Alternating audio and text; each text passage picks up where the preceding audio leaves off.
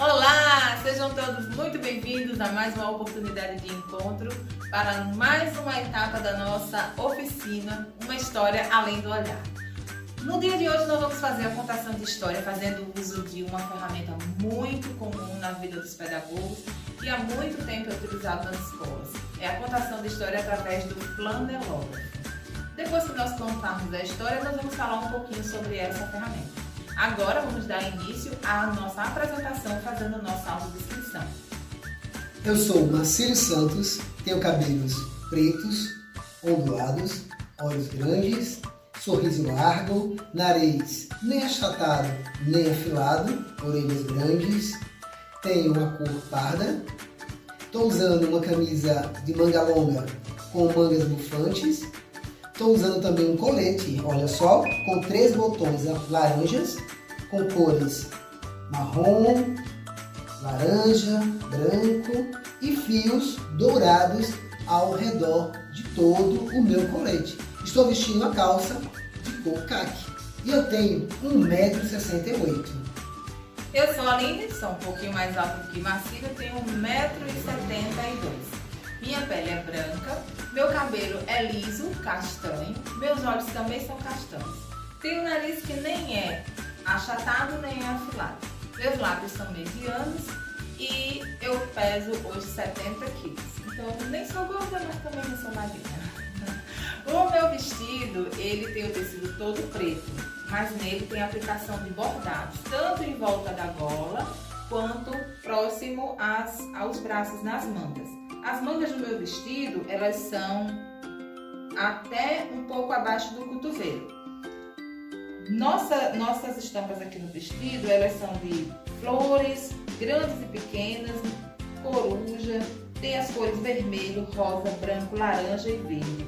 Também apresenta um pouco de arabescos. No final do vestido, lá embaixo fazendo a barrinha, mais ou menos na altura do meu joelho, tem um tecidinho vermelho.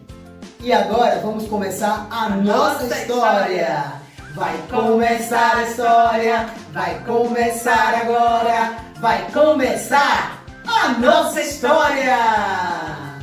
Era uma vez um menino. O menino não, o menino. O menino encontrou uma coisa. Este menino, ele morava do outro lado da nossa cidade, do outro lado da ponte que liga a Zona Norte à Zona Oeste. O nome dele eu não me lembro.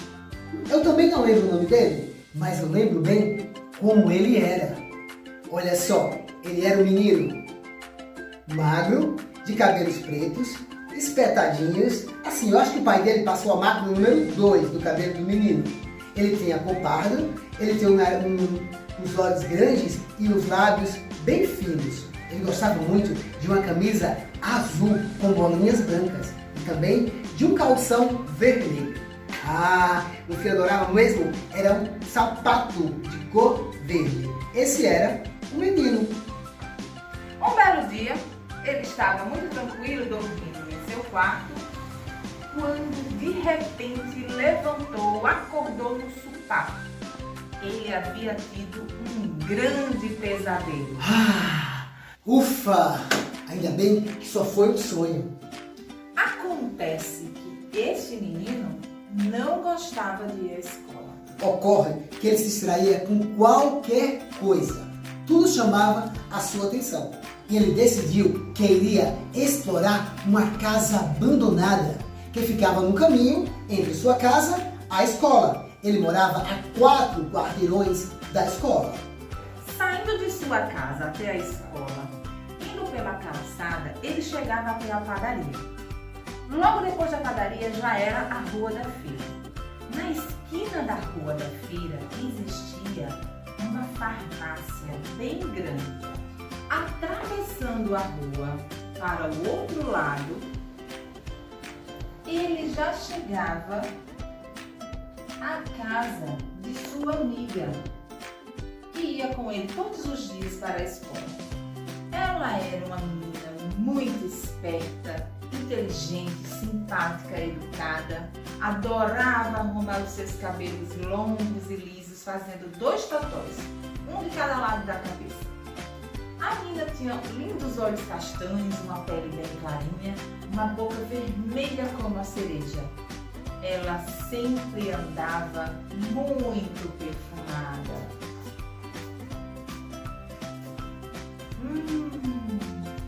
Posso até sentir o seu cheirinho.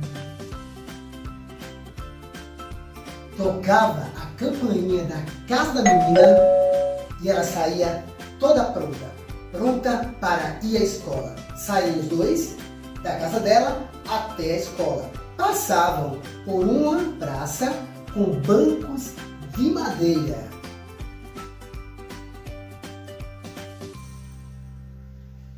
Árvores grandes e frondosas.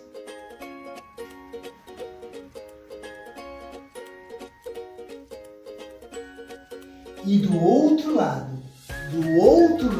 da praça, existia um casarão abandonado. Há quem diga que esse casarão estava abandonado bem antes, da minha avó nascer.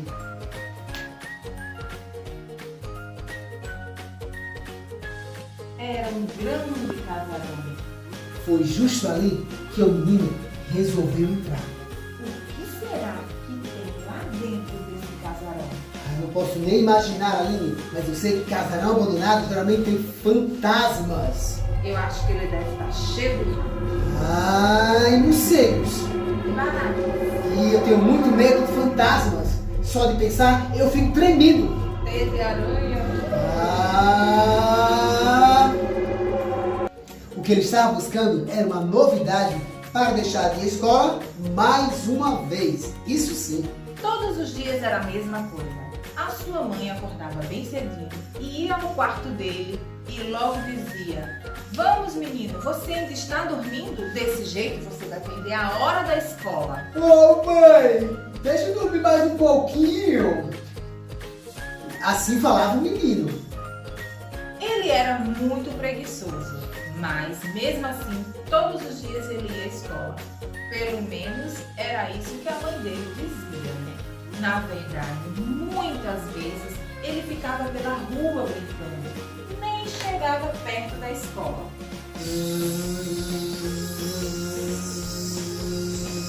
Menino, você vai perder a hora da escola. Ô mãe, eu quero brincar, eu quero desvendar os mistérios do mundo. Eu não quero ir para a escola. Muito chato ficar indo para a escola e ficar o dia todo sentado naquele banco. Naquele dia, a caminho da escola, a sua amiguinha lhe contou algo que nunca havia dito antes. Ela olhou para o seu amigo e disse: "Ei, menino, sabia que aquele casarão abandonado guarda um tesouro? Ele deve estar todo empoeirado. Há muitos anos ninguém entra ali. Olha que janelas enormes! Como a varanda dele é espaçosa! E tem outra coisa, amiguinho. Dizem que dentro desse casarão abandonado existe um grande mistério. E quem desvendar esse mistério, quem descobrir o que existe lá dentro, ganha o tesouro." Pronto, era tudo o que ele queria ouvir. Ele sonhava em ficar rico e nunca mais ter que trabalhar. Ficar rico sem fazer nenhum esforço. Então ele planejou um plano. No dia seguinte, ele não iria para a escola.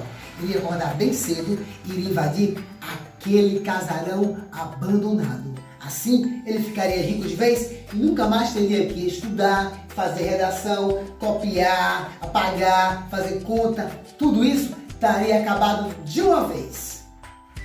No dia seguinte, a mãe dele até estranhou. Ele levantou logo cedo, tomou banho, se arrumou, pegou todo o material da escola. Cedinho ele estava pronto. Só que ele não foi à escola. Ah, foi sim, mas não para a escola, para o casarão. Colocou sua mochila atrás de uma moita que ficava em frente ao casarão. Subiu devagarinho cada degrau.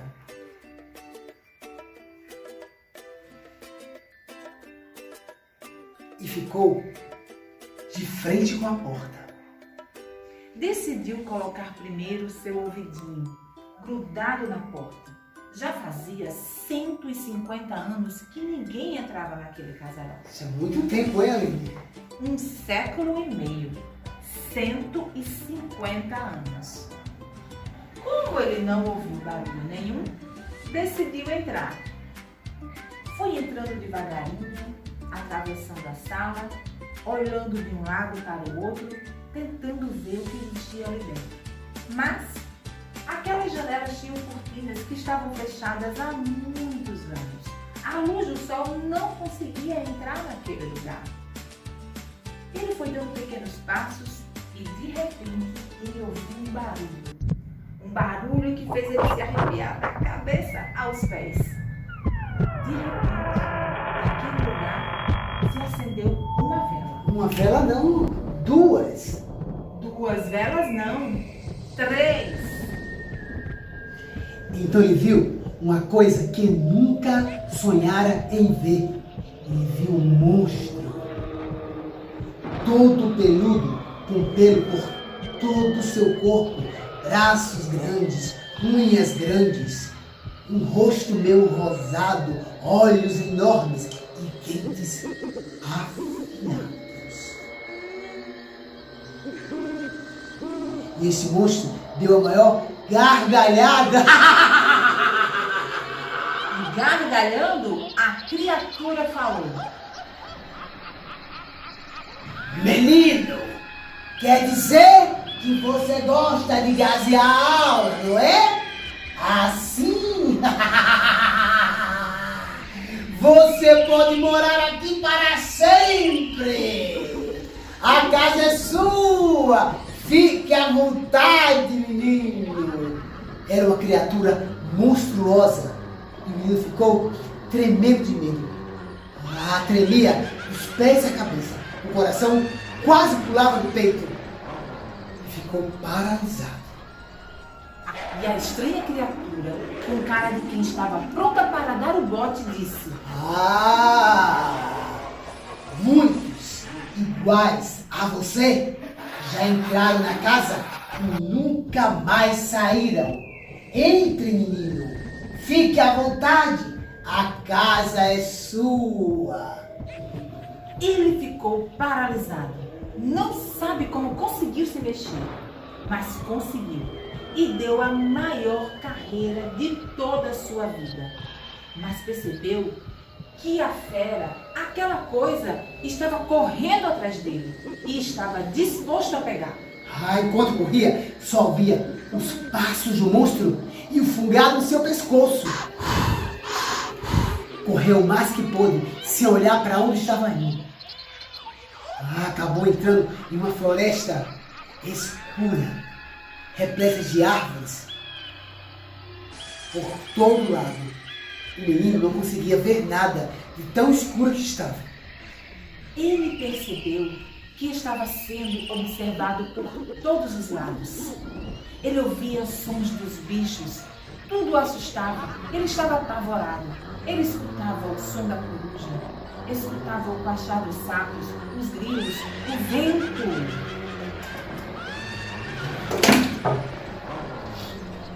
Era um vento muito forte. De repente, começou a chover.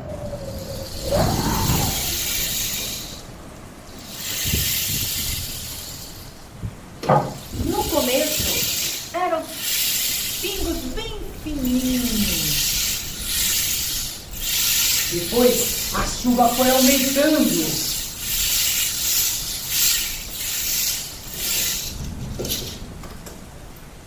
Os pingos foram ficando mais fortes, mais fortes. O menino ficou todo ensopado.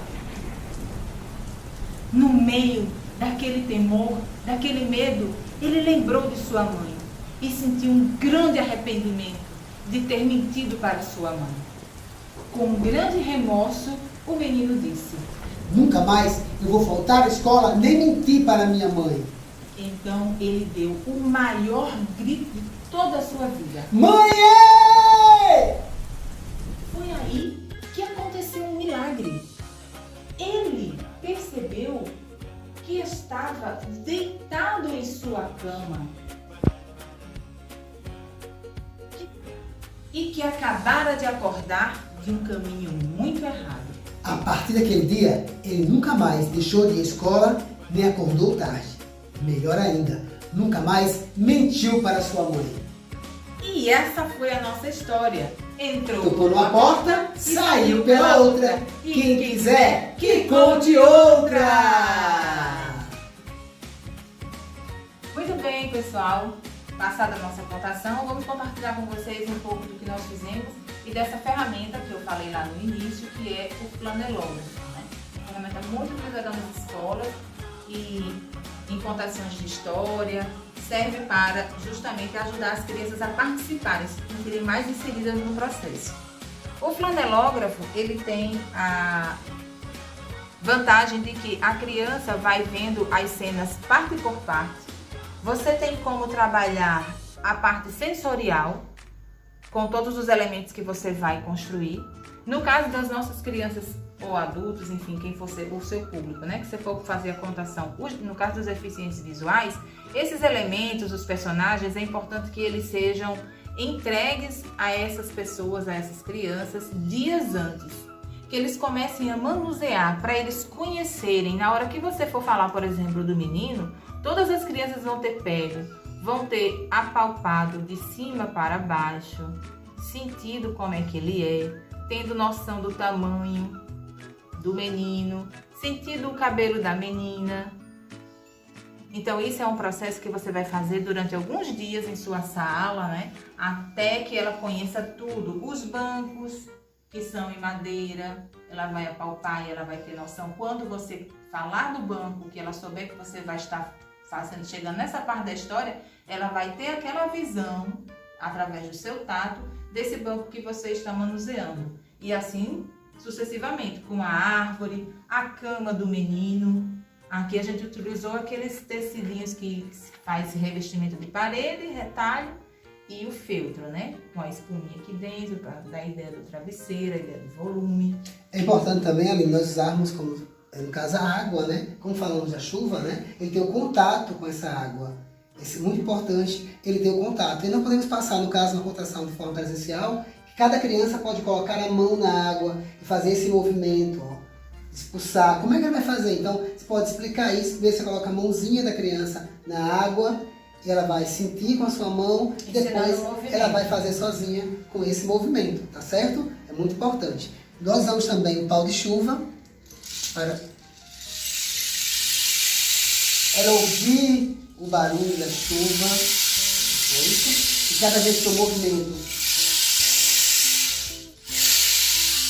e a chuva pode aumentar, e a chuva pode reduzir. Junto com o som da chuva, a gente usou o borrifarzinho da água, então as crianças começaram a sentir aquele respingo da chuva começando a chegar.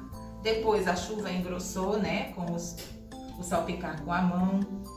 Todos os elementos que você puder utilizar para estimular neles sentidos, como foi o caso do tato, do olfato, quando eu falei no cheirinho da menina, a gente borrifou o perfume, o vento, passando o ventilador próximo deles, se for o caso com a velocidade no máximo, para eles sentirem no rostinho, o cabelo das meninas passando sobre o rosto com o vento do ventilador. Então tudo isso vai fazer eles entrarem ainda mais dentro desse universo que está sendo visualizado através do que eles estão ouvindo, do que eles estão sentindo, através do tato, através do cheiro que você está colocando no ambiente.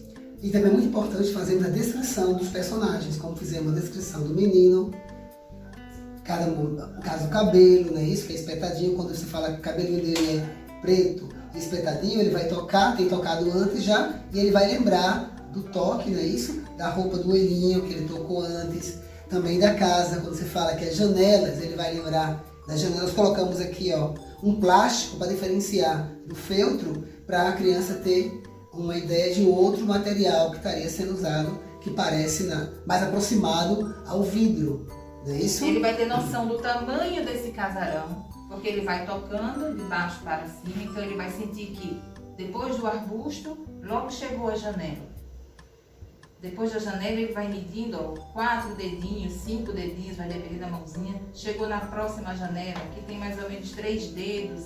de largura, né? Esse janelão, ele vai perceber o espaço que existe entre o teto e a outra janela, quanto mede esse telhado. Tudo isso requer tempo, né, de observação e de tato, por isso que todos os elementos precisam ser trabalhados, entregues a eles antecipadamente. E, se possível, faça, no caso, um material com alto relevo, né?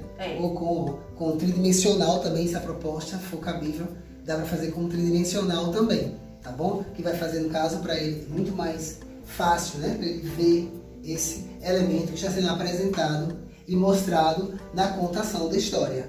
Nessa contação, a gente fez a disposição dos elementos em um tecido, né? Que é uma flanela. A flanela cola na flanela. Flanela com flanela, eles pegam.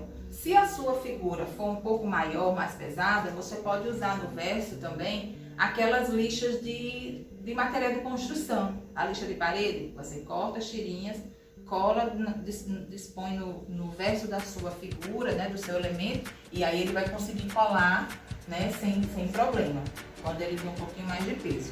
No caso, se você não tiver a lixa de parede, quiser colocar a fita adesiva mesmo, ó, ela vai fazer também esse efeito de segurar. Quer ver só? Ela segura com a fita, tá bom?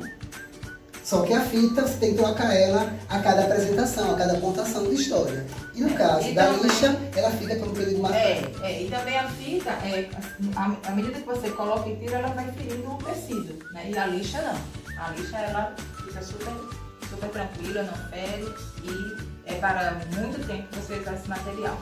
Além desse tecido, você pode também fazer a apresentação, a disposição dos elementos num pedaço de papelão.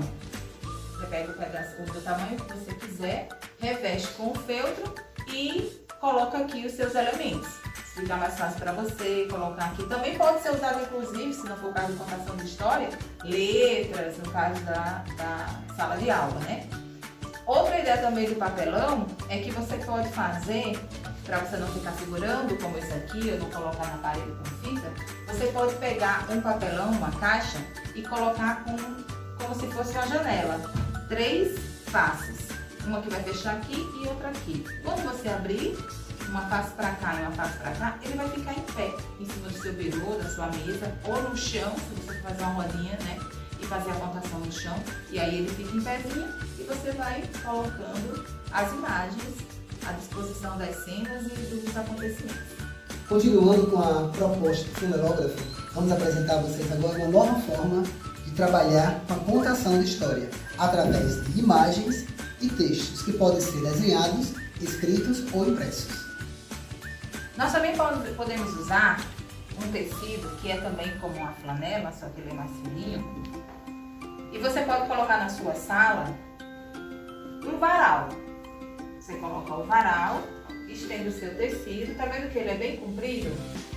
Porque nessa proposta a história ela vai ficar toda desde o início até o fim. Diferente do que a gente fez, que a gente ia tirando e colocando, montando as cenas, nessa proposta a história fica toda do começo ao fim, certo? Então você pode pendurar com o varal, os pegadorzinhos aqui, o tecido vai ficar todo lá e você vai começar a sua contação. Essa ideia, como ele disse, você pode pegar as imagens e imprimir, muitas vezes a gente não está com tempo, né? Então você imprime já colorido, atrás vai colocar a lixa, tá? Esse nosso aqui, ele já vem pronto.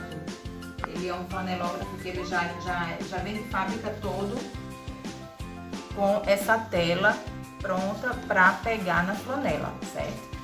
Mas a gente imprime, bota a lixa atrás, funciona super bem.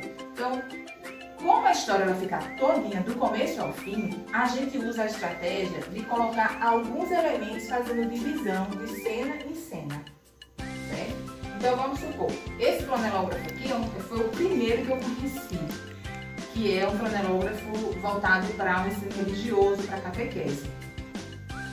Então, por exemplo, essa passagem aqui é aquele momento em que José e Maria perdem Nosso Senhor Jesus Cristo, né, em Jerusalém. Então você vai, a escola começou, né? Aí lá para as tantas, José e Maria, eles voltam, percebem que Jesus não está com eles e voltam. à busca do menino. Eles o procuraram durante 3 dias. Resolveram então voltar para Jerusalém. Dividir o espaço. Agora eu vou para outro momento. Chegando ao templo, encontraram Jesus no meio dos doutores da lei, conversando com os professores, maravilhados pelos seus conhecimentos religiosos. E Jesus, olhando para José e Maria, disse: por que vocês me procuravam? Não sabem que devo me ocupar com as coisas de meu Pai?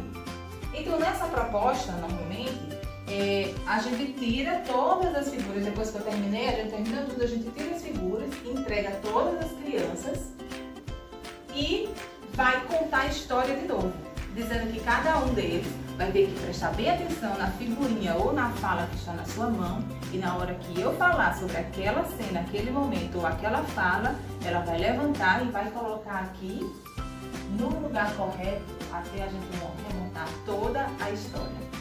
Ou seja, a criança vai recontar a história. Recontar com você. Então, aí algumas experiências compartilhadas com vocês sobre essa ferramenta tão antiga, mas tão preciosa e tão rica que é o flanelógrafo. Esperamos que vocês tenham gostado e até a nossa próxima oportunidade de encontro. Tchau, pessoal! Tchau!